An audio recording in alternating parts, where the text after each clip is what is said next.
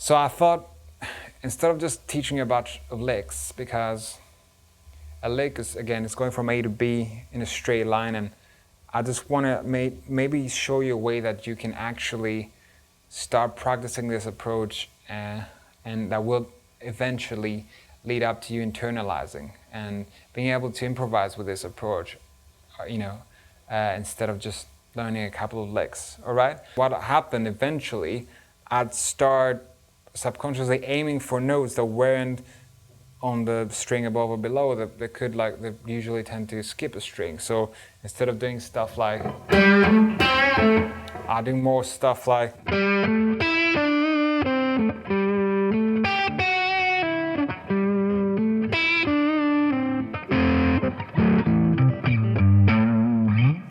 that sort of went on, and then I got to a point where my sort of view of the fretboard changed. So, for example, if I was jamming over A Dorian, instead of viewing it like,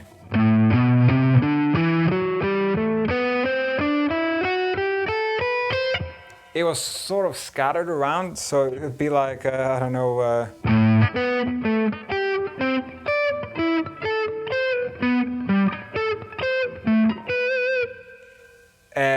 and that was a big change because I was used to all the 3-note per string stuff. Then occasionally, I suppose after a year and a half, I was in a position where I could sort of